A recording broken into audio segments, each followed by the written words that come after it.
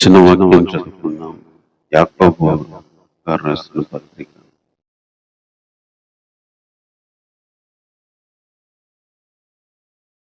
మొదటి అధ్యాయం. యాకోబు రాసిన పత్రిక మొదటి అధ్యాయం మొదటి వచనం చదువుకున్నాం. దేవుని యొక్కయు ప్రభు అయిన యేసుక్రీస్తు యొక్కయు దాసుడైన యాకోబు అన్న దేశం చెదరి ఉన్న 12 గోత్రముల వారికి శుభమని చెప్పి రాయన. నా సహోదరులారా, మీ విశ్వాసానికి కలుగు పరీక్ష ఓర్పును పుట్టించునని ఎరిగి మీరు నానా విధమైన శోధనలో పడినప్పుడు అది మహా ఆనందమని ఎంచుకున్నాడు. మీరు సంపూర్ణులు, అనునాంగులు, ఏ విషయంలో కదవలేని వారై ఉన్నది. ఓర్పు తన క్రియను కొనసాగనివ్వండి. ప్రేమ కలిగిన తండ్రిని కొన్నాళ్ళైనా ఇంతవరకు ప్రభా మీరే సహాయం చేస్తూ మాతో మాట్లాడు. మీ తలంపులు, మీ ఆలోచనలు ప్రభావిస్తూ వచ్చినందుకు ఏమన్నా. అదేవిధంగా నేను కొన్ని వాక్య తలంపులు దయచేయండి. నేను నాతో మరోసారి మాట్లాడు ప్రభా. ఈ ప్రత్యక్షత తండ్రి పరిశుద్ధాత్మ దేవ మీరే మాకు వివరించండి దేవ. అర్థమైన రీతిలో, అవసరమైన రీతిలో ఈ వాక్యము మా హృదయంలోనికి వెళ్ళినట్టుగా ఈ మాటలు మీరే తీసుకెళ్ళమని ఈ ప్రార్థన మా రక్షకుడైన యేసుక్రీస్తు వారి నామములోని ప్రార్థించి వేడుకుంటున్నాము తండ్రి. ఆమేన్. ఈ చదువుకున్న ఈ మాటల్లో యాకోబు గారు రాసిన పత్రిక మరి అప్పుడు సంఘము చెదిరిపోయినట్టుగా కనపడతా ఉంది. ప్రారంభ శతాబ్దంలో జరిగిన విషయాలు, అప్పుడు ప్రభువులో మరి వచ్చిన సంఘము, విశ్వాసాలు, ఆత్మీయ జీవితం ఎలా ఉండాలి అని ఎన్నో అమూల్యమైన విషయాలు పత్రికలు రాశాడు.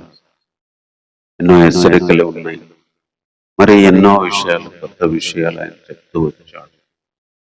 కొన్ని మరి నేర్చుకోవాల్సిన విషయాలు కూడా ఇందులో ఉన్నాయి. చాలా అమూల్యమైన పత్రిక, చాలా విషయాలు మరి ఈయన గారే రాశారు. దేవుడు ఆయనకు ఆ ప్రత్యక్షత ఇచ్చాడు. పేతురు గారు, యోహాను గారు రాయని మరి విషయాలు కొన్ని ఈయన రాస్తూ వచ్చాడు.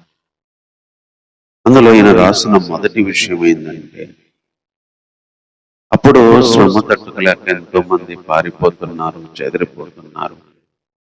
మరి ఎంతో మందిని చంపుతున్నారు, కాల్చుతున్నారు, కొడుతున్నారు, జైల్లో వేస్తున్నారు. అంటే అప్పుడున్న సంఘము శ్రమల గుండా వెళ్తుంది, పోరాటాల గుండా వెళ్తుంది, పరీక్షల గుండా వెళ్తుంది. అందుకనే యాకోబు గారు మొట్టమొదటిగా ఆ పరీక్షల గురించి చెప్తున్నాడు. ఈ పరీక్షల గురించి మరి రాసిన వ్యక్తి మరి యాకోబు. నా సహోదరులారా, మీ విశ్వాసానికి కలిగే పరీక్ష ఓర్పు పుట్టించునని ఎరిగి మీరు నానా విధములైన శోధనలో పడినప్పుడు అది మహా ఆనందమని ఎంచుకోండి. విశ్వాసానికి పరీక్షలు ఉంటాయని చెప్తున్నాడు. ఈ విశ్వాసానికి కలిగే ఈ పరీక్ష ఓర్పు పుట్టిస్తుంది అని తెలుసుకోమంటున్నాడు. దీనికోసం కలిగే నానా విధమైన శోధనలు మహా ఆనందము అని ఎంచుకోమంటున్నాడు.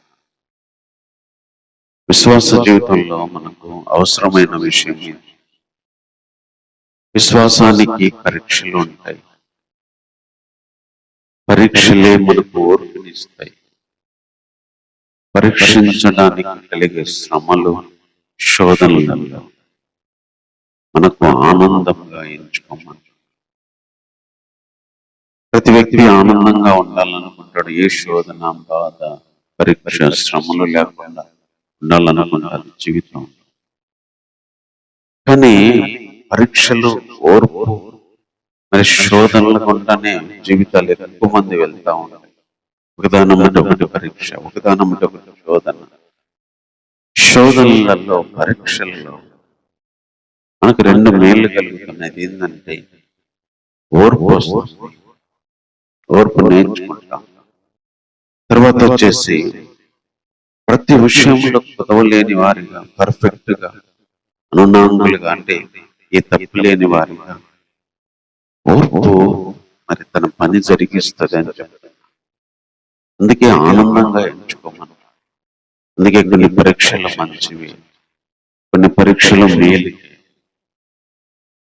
బంగారము అగ్ని పరీక్షలకు వెళ్ళినప్పుడే అది స్వచ్ఛంగా తయారైతేనే పేతురు గారు కూడా చెప్తూ వచ్చు.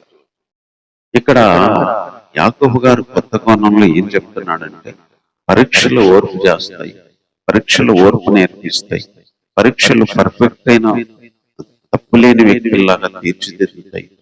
ఏ లోపం లేని వారిగా, ఏ కొదవ లేని వారిగా మరి పరీక్షలు తీర్చిదిద్దుతాయి. అందుకే పరీక్షలు మంచివి అని చెప్తున్నాడు.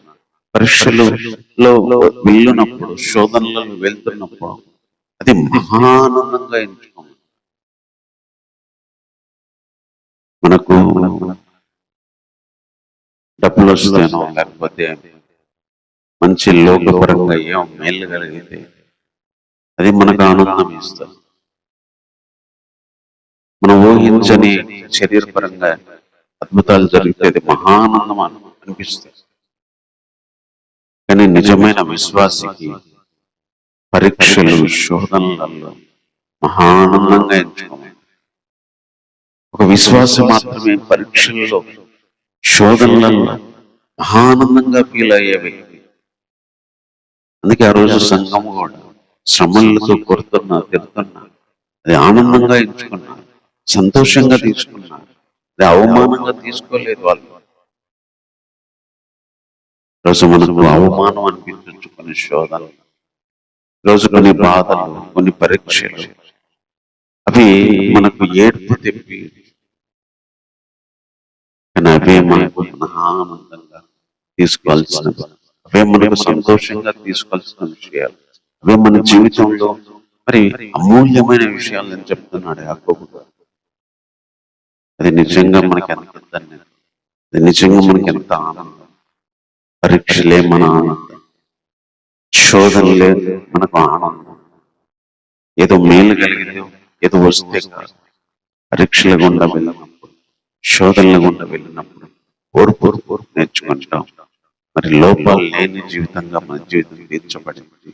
అందుకే ఆనందంగా ఎంచుకోమని చెప్పు.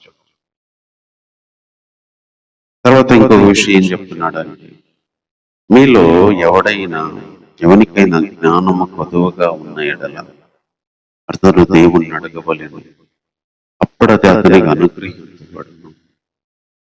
ఆయన ఎవరిని గద్దింపగా అందరికీ ధారాళముగా దయచేయు. అయితే అతడు ఏమాత్రం సందేహింపగా విశ్వాసంతో అడగవలెను.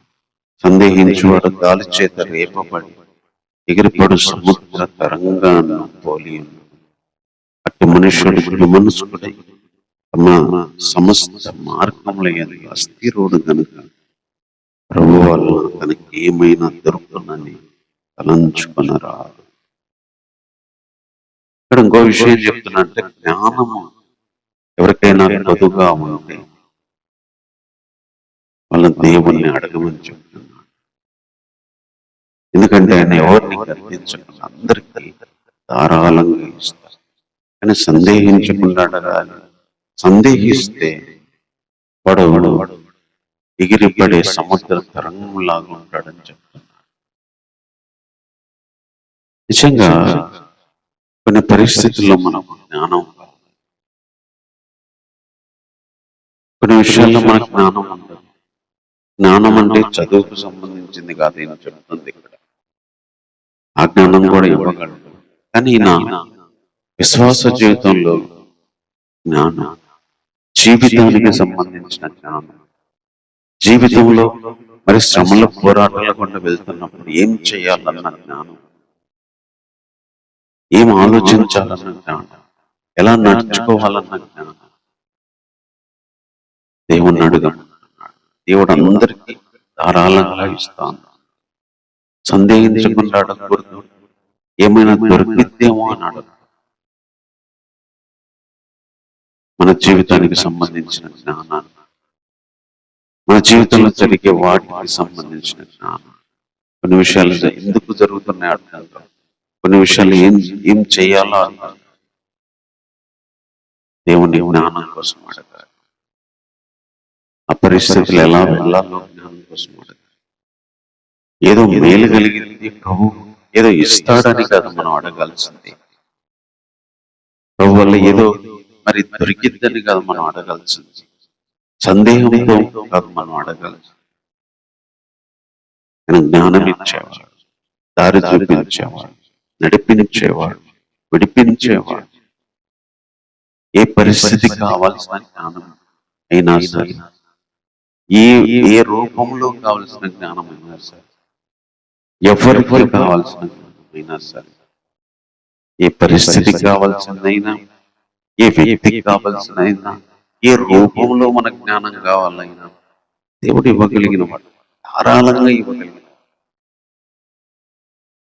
దేవుడే మన జ్ఞానం ఇవ్వగలిగిన, జ్ఞానం చేత నడిపించగలిగిన వాడు. అందుకే దేవుని ఎందుకు భయభక్తులు కలిగి ఉండటం జ్ఞానానికి మూలం. దేవుని గురించి తెలుసుకోవడం మహా వివేచన. దేవుని గురించిన జ్ఞానం, దేవుని గురించిన అవగాహన, దేవుడు ఏం జరిగిస్తున్నాడు, దేవుని శక్తి ఎంత, దేవుని ఆలోచనలు ఎంత, దేవుని పనులలో జరిగే విషయాలు ఎంత అని దేవుని గురించి తెలుసుకున్నప్పుడు మన జీవితం పరిస్థితులు వీటన్నిటి గురించిన జ్ఞానం వచ్చేస్తుంది. వాటిని చూసే విధానం మారిపోతుంది. అందుకని మనం దేవుని గురించిన జ్ఞానం, దేవుని జ్ఞానాన్ని మనం అడగాలి.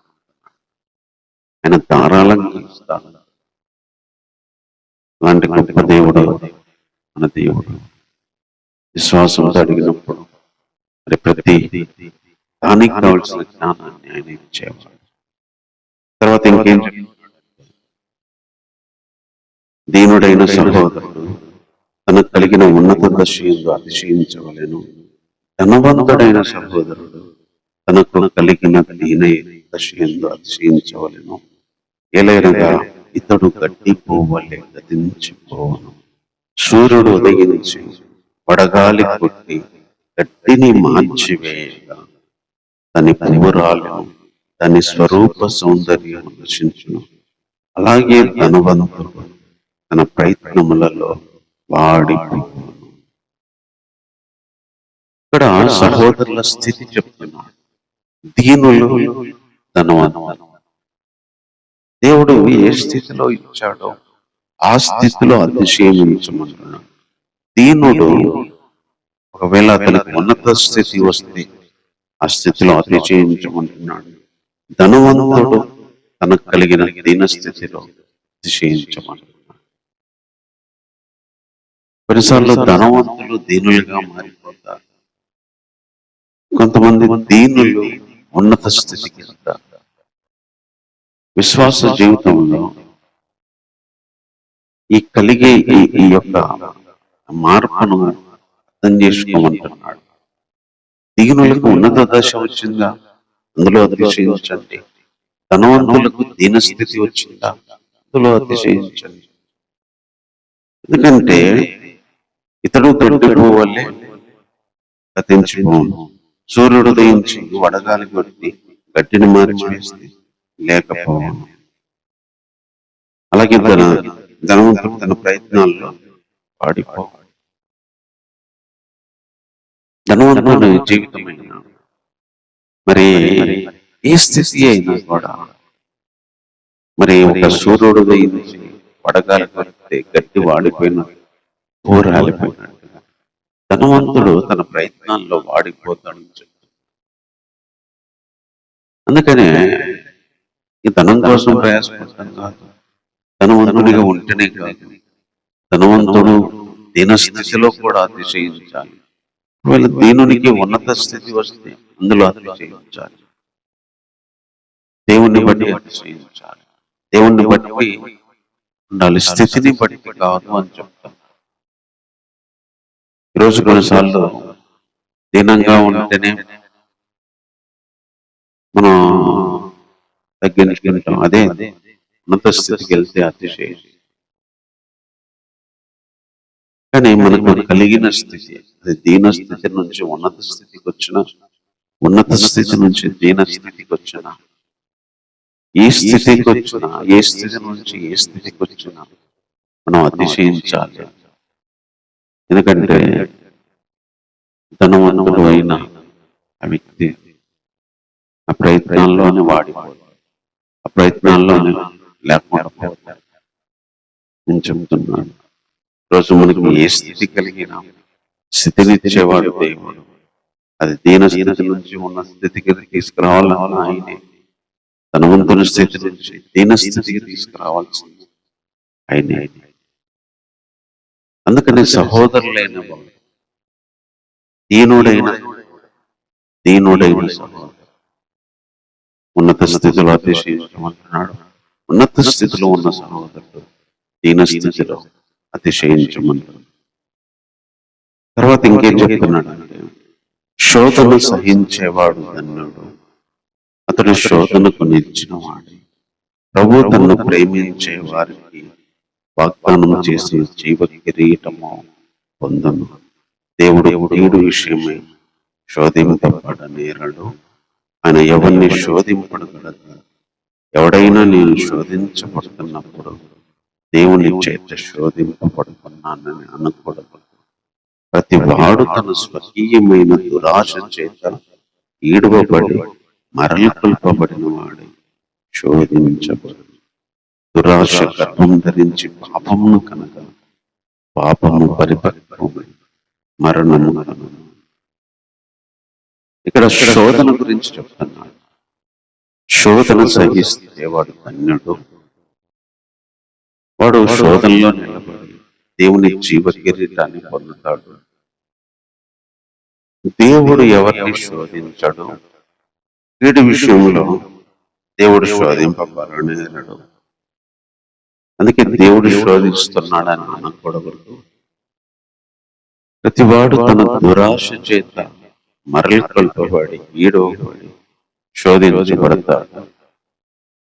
ఈ దురాశ గర్భం ధరించి పాపం కంటే పాప మరణాన్ని తీసుకొస్తామని చెప్తున్నాడు. శోధన గురించి చెప్తున్నాడు.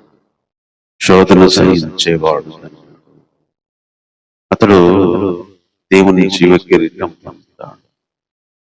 దేవుడు శోధిస్తున్నాడని అనకూడదు. ఆయన కీడు విషయంలో శోధించాడు. శోధనలో మన దురాశ చేత పడతాయి. దురాశలు గర్భం ధరించి పాపాన్ని కంటాయి. అవే శోధనలు పాపమే మరణంగా మారుతుంది. కొన్ని శోధనలు దేవుడు తెచ్చినాయి కాదు, మన ఆశలు తెచ్చినాయి, మన దురాశలు తెచ్చినాయి. ఆశలు ఉండడం తప్పుగా, దురాశలు ఉండడం. ఇక్కడ దురాశ, ఆశ కానీ అత్తుండాలంట. దురాశ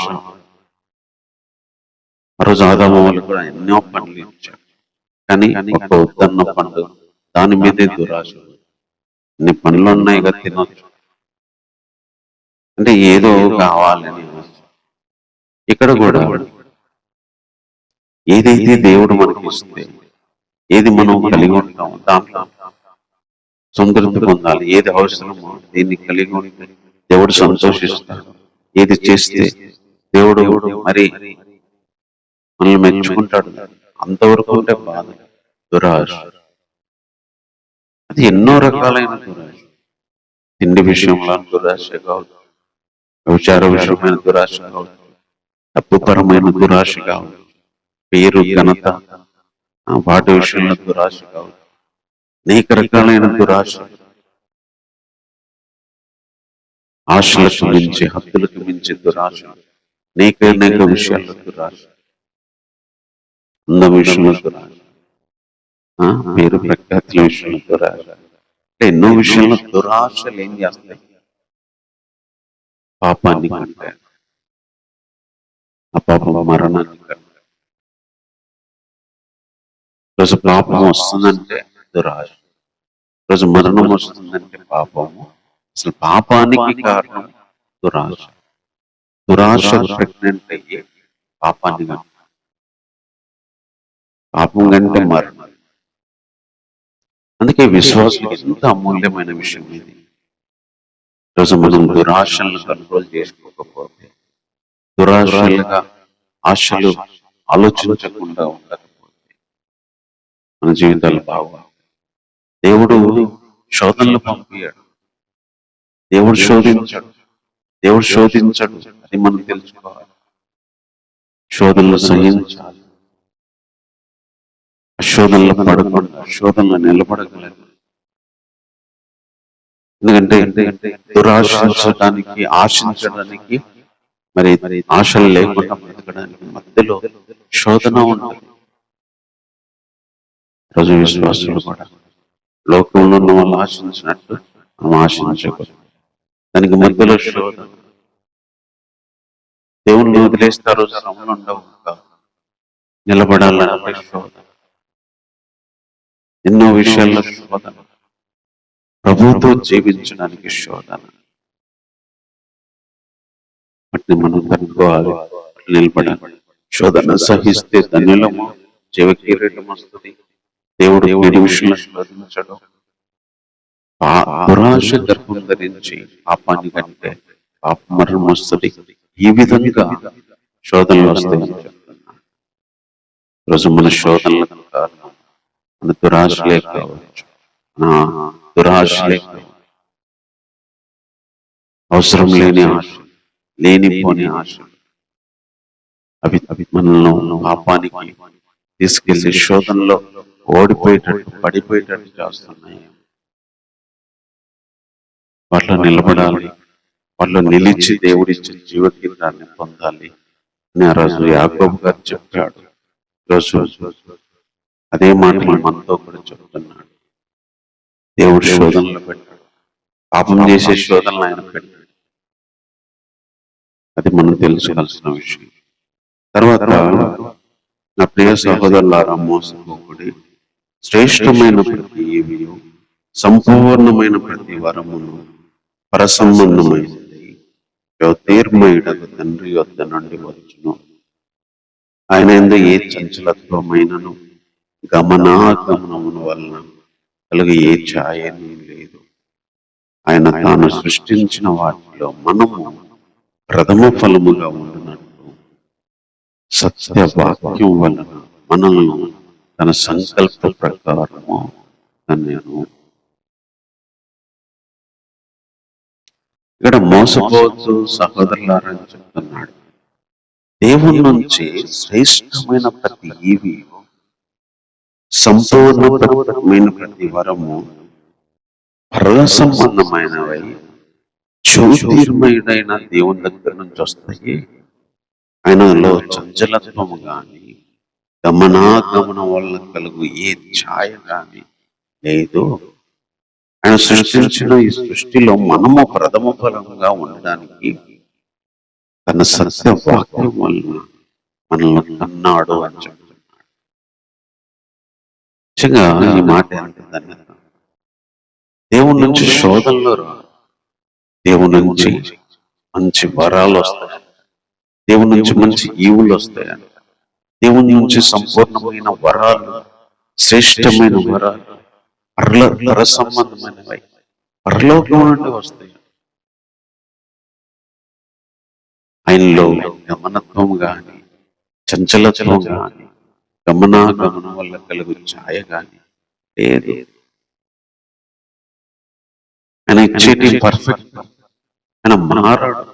దేవుడిచ్చే వరాలు ఎప్పుడు మేలుగే ఇస్తాడు, సంపూర్ణమైన ఇవే ఇస్తాడు, శ్రేష్టమైన ఇవే ఇస్తాడు. అందుకే మనల్ని ఈ సృష్టిలో ప్రథమఫలంగా ఉండాలని తన సత్యవాక్యంలో మనం అన్నాడు. మన కుమారులుగా చేసుకున్నాడు. ఫస్ట్ ప్రిఫరెన్స్ మనకే ఇస్తున్నాడు. మనం తన పిల్లలము, తన సంకల్పంలో ఉన్నవారు. అలాంటి వాళ్ళకి శోధనలు ఎందుకు ఇస్తాడు? దేవుడి కూడా శోధన. దేవుడు శ్రేష్టమైన వరాలు, శ్రేష్టమైన ఈవులే ఇస్తాడు. ఆయన గమనాగమనం వల్ల కలుగు ఛాయ గాని, చంచలత్వం లేదు, మారేవాడు కాదు, మార్చుకుని ఒకప్పుడు ఒకటి ఇచ్చి ఇంకోటి ఇచ్చేవాడు కాదు. శోధనలు ఇచ్చిన తర్వాత బాగుంటుంది ఈవులు ఇచ్చేవాడు కాదు. ఆయన వరాలు ఇచ్చేవాడు, శ్రేష్టమైనవి ఇచ్చేవాడు. జ్యోతిర్మయుడు ఆయన. జ్యోతిర్మయుడు అంటే వెలుగు, ఆ వెలుగుమయమైన దేవుడు, చీకటి లేని దేవుడు. అలాంటి దేవుడు శ్రేష్టమైనవి ఇస్తాడు తప్ప, సంపూర్ణమైనవి ఇస్తాడు తప్ప శోధనలు ఇవ్వడు దేవుడు. దేవుడు శోధనలు ఇవ్వడు. శోధనల గుండా వెళ్తాం. ఈ సాతాను నుండి కలిగే శోధన, మన దురాశల వల్ల కలిగే శోధన దేవుడు మానడు. ఆయన మంచివే ఇస్తాడు. అందుకే ఆ రోజు సృష్టించినప్పుడు కూడా ప్రతిదీ మంచిది మంచిది మంచిది అని చెప్పాడు. ఎందుకంటే మనిషికి ఇవ్వాల్సింది తయారు చేసినప్పుడు మంచిదని చూశాడు దేవుడు. వెలుగు మంచిదిగా చూసి ఇచ్చాడు, ఆకాశం భూమి మంచిగా చూసి ఇచ్చాడు, సూర్యచంద్ర ఆకాశాలను మంచిగా చూసి ఇచ్చాడు, పక్షులను చూసి ఇచ్చాడు, మంచిగా చూశాడు. జంతువులు సృష్టించడం మంచిగా చూసి ఇచ్చాడు. మనుషునికి కావాల్సింది మనుషునిగా తయారు చేసినప్పుడు కూడా అది మంచిదిగా చూశాడు. దేవుడు ప్రతిదీ మంచిది శ్రేష్టమైన ఇస్తాడు. అందుకే మనం మోసపోవద్దు అని చెప్తున్నాడు. అంటే శ్రమల్లో ఉన్న వీళ్ళకి, పోరాటాలతో ఉన్న వీళ్ళకి ఇవన్నీ దేవుడు కలిగిస్తున్నాడేమన్నా మరి ఆలోచన వచ్చేమో. అందుకు చెబుతున్నాడు, మనం దేవుని సంకల్పం ప్రకారం మనల్ని అన్నాడు. ప్రథమ ఫలంగా మనం ఉండాలి. ఫస్ట్ దేవునికి ఫలములాగా మనం ఉండాలి. దేవుని దృష్టిలో మనం నెంబర్ 1 గా ఉండాలని ఈ సృష్టి అంతట్లో కూడా విలువైనది మనం ఆ రోజులో సృష్టి చేశాడు. ఈ సృష్టి అంతట్లో విలువైంది దేవుని దృష్టిలో మనుషులే. జంతువులను ఇష్టపడలేదు, పక్షులు కాదు, భూమి ఆకాశం కాదు, సూర్యుడు చంద్రుడు కాదు, ఫలాలు ఇచ్చే వృక్షాలు కాదు, వెలుగు కాదు, మనుషులు వాళ్ళు ప్రథమఫలంగా ఉండాలని దేవుడు ఇచ్చాడు. నిజంగా అలాంటి గొప్ప దేవుడు. అందుకే ఆయన మంచివే ఇచ్చేవాడు, శ్రేష్టమైన ఇచ్చేవాడు. ఆయన చంచలత్వం లేనివాడు, గమనాగమనం వల్ల కలుగు ఛాయ కూడా లేదు ఆయన. అందుకనే దేవుడు ఎలాంటి దేవుడో తెలుసుకోవాలి, విషయం మనం మోసపోకూడదని చెప్తున్నాడు. రోజు అలాంటి గొప్ప దేవుడు మనకు ఉన్నాడు.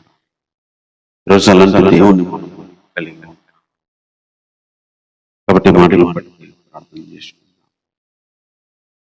ప్రేమ నమ్మకం కలిగిన దేవా, వందనాలు చెల్లిస్తున్నాం దేవా. నువ్వు మాట్లాడిన మాటలే రోజు మళ్ళీ గుర్తు చేసుకొని ఇక్కడ మాట్లాడుకోవడానికి కృప ఇచ్చారు. ఆయన పరీక్షలో మాకు మహానందము చెవిగా మేము మార్చుకోవాలి, అనుభవించాలి దేవా. తండ్రి, మాకు కావలసిన జ్ఞానము ఎలా అడగాలో, ఎలా పొందుకోవాలో మీరు నేర్పించినందుకు ఏమన్నాను ప్రభా. మాకు ఇచ్చిన స్థితిలో నేను ఎలా జీవించాలో మీరు నేర్పించిన మాటలను బట్టి ఉన్నాను ప్రభా. అలాగే నా తండ్రి, శోధనలు ఏంటో, వాటిలో నిలబడితే ఏంటో, ఎవరి దగ్గర నుంచి వస్తాయో వాటికి మూలమేందో కూడా తెలియజేశారు నాయన. అదేవిధంగా ప్రభా, నీ నుంచి పరలోకం నుంచి ఎలాంటివి వస్తాయో, నీవు నీ దృష్టిలో ఎలాంటి వాళ్ళు ప్రభా మీరు ఏర్పరచుకునే ఆలోచనలు ఎంత గొప్ప, వాటిని బట్టి నేను స్తుతిస్తున్నాను. ఇంతవరకు మీరే సాయం చేస్తూ వచ్చినందుకు ఏమన్నా, ఆరాధనలో ప్రభా చూపిస్తూ వచ్చినందుకు ఏమన్నా, బలహీనమైన నన్ను ప్రభా నిలబెట్టుకొని ఈ రీతిగా నా ప్రభా ఆరాధనలో సహాయపడినందుకు ఏమన్నాను ప్రభా. మీరు ఇచ్చిన శరీర ఆత్మ పరమైన మానసిక పరమైన జ్ఞానాన్ని బట్టి, బలాన్ని బట్టి, శక్తిని బట్టి వందనాలు.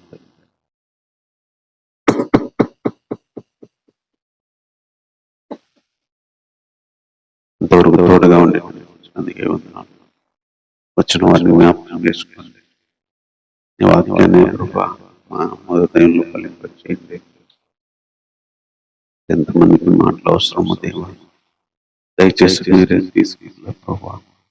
దానికి కావలసిన రూపాలు, అవకాశాలు తండ్రి మీరే ఏర్పాటు చేయండి, చూపించండి. వారమంతా తోడుగా ఉండదు ప్రభా. పనుల్లో సాయం చేస్తూ ఉండండి నాయన. అన్నిటికంటే ముఖ్యంగా ఆత్మీయ సంబంధమైన వాతావరణంలో ఈ ప్రత్యక్షతలో ఈ శక్తిని, బలాన్ని మిస్ అవ్వకుండా, ఇటువంటి దురాశల్లో, ఇటువంటి శోధనలో పడకుండా సహాయం చేయండి. ప్రతి విషయంలో మీ జ్ఞానం దయచేయండి. పరీక్షల్లో కూడా ప్రభా మీ యొక్క ఓర్పు దయచేదేవా, ఆ రీతిగా సహాయం చేయదేవా. వారం ఆ పరిస్థితుల్లో వెళ్తున్నాం, తోడుగా ఉండండి. ముందున్న ఆ యొక్క పనుల్లో తోడుగా ఉండండి ప్రభా. నీకు ఆయస్కరమైన ప్రతిదీ నా తండ్రి రక్తంతో కడిగి క్షమించి శుద్ధీకరించండి ప్రభా. సంపూర్ణమైన మీ ఆత్మతో నింపండి, సంపూర్ణమైన మీ శక్తితో నింపండి. ఎంతో మంది భక్తులనైనా విశ్వాసంతో పాటు అల్పలమైన మేము కూర్చున్నాం ప్రభా. నువ్వు ఇచ్చే మాటలు, చిన్న తలంపులను ప్రభా నేను మరి ధ్యానించుకోవడానికి మాకు ఇచ్చిన కృపను బట్టి సహోదరుతో ఉన్నట్టుగా నా తండ్రి దాసులైన వారితో కూడా ప్రభా మీరు ఉండగలిగిన దేవుడు. అలాంటి దాసులను జ్ఞాపకం చేసుకుని ఈ సంఘాన్ని, సేవను, విశ్వాస జీవితాన్ని ప్రభా ఏ విధంగా నడిపించాలో ప్రభా కావాల్సిన జ్ఞానం దయచేయండి. ఏ విధంగా ఎదగాలో కావాల్సిన జ్ఞానం దయచేయండి ప్రభా. ఇంకా కొన్ని వారాలు ప్రభా మీరు మాతో ఉండండి. మరో సంవత్సరంలోకి వెళ్తున్నా కూడా మాతో ఉండండి. అయినా సర్వతరికలో విశ్వాసం పరిస్థితులను జ్ఞాపకం చేసుకోండి.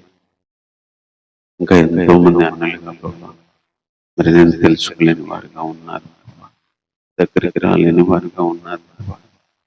అది జ్ఞాపకం చేసుకోండి దేవా, నిగ్రహించండి దేవా. ఎంతో మందికి తెలియదు, ఎంతో మందికి తెలిసినా కూడా ప్రభా నమ్మలేని స్థితిలో ఉన్నారు. ఆయా కట్లను తెంపండి దేవా, మీరు చూపించండి, విడిపించమని కోరుతున్నాను. అలాగే నా ప్రభా అధికారులను, ప్రెసిడెంట్లను, నాయకులు, దేశాల యొక్క పరిపాలనను, ఆర్థిక వ్యవస్థ, ప్రతి మనిషికి ప్రతి దేశంలో కావాల్సిన తిండి, వస్త్రం, బట్ట, కనీస అవసరతలన్నీ కూడా తీరున్నట్లు సహాయం చేయండి. అలాగే కోట్లతో కాకుండా ప్రభా అందరికీ సమానంగా ప్రభా ప్రతిదీ మరి దొరుకున్నట్లు చేయండి. అలాంటి పరిపాలన, అలాంటి అధికారాలను ప్రభా నిలబెట్టండి దేవా. న్యాయస్థులను, అక్రమ పరిపాలనను నిర్మూలించండి దేవా. సమస్యతో ఉన్న వారిని జ్ఞాపకం చేసుకోండి, ఆర్థిక ఇబ్బందులతో ఉన్న వారిని జ్ఞాపకం చేసుకోండి, పోరాటాలతో ఉన్న వారిని జ్ఞాపకం చేసుకోండి. ఆర్థికంగా తిండికి కూడా లేని పరిస్థితుల్లో ఉన్న వారిని జ్ఞాపకం చేసుకోండి, శోధనలతో ఉన్న వారిని జ్ఞాపకం చేసుకోండి. మీరే చూపించండి దేవా. ఇంతవరకు తోడుగా ఉన్నది వందనాలు చెల్లిస్తున్నాను ప్రభా. ఈ ఆరాధనలు ఇంతవరకు సహాయం చేసినందుకు వందనాలు ప్రభా. మీరు మరోసారి అయినా మీరు మాతో ఉండి నడిపించారని హృదయపూర్వకంగా నేను సూచిస్తున్నాను. ఈ వారం అంతా కూడా ప్రభా నీ సన్నిధి ఇంకా బలంగా అనుభవించి నీ ప్రత్యక్షతలు పొంది ఎక్కడనైనా ఏ పనుల వల్ల కూడా దూరం అవ్వకుండా నేను నీ యొక్క శక్తిని సజీవంగా పొందుకోవడానికి కోరుకుంటూ ఈ ప్రార్థన మరొకసారి నామంలోనే ప్రార్థించి వేడుకుంటున్నాను. మన తండ్రి దేవుని ప్రేమ, రక్షకుడైన యేసుక్రీస్తు వారి కృప, పరిశుద్ధాత్మిక సహవాసము, సన్నిధి ఇప్పుడు వచ్చిన వారికి సర్వత్రా లోక పరిశుద్ధులకు, విశ్వాసులకి, అలాగే లోకంలో ఉన్న ప్రతి ఒక్కరికి తోడై ఉండి నడిపించుగా. ఆమేన్.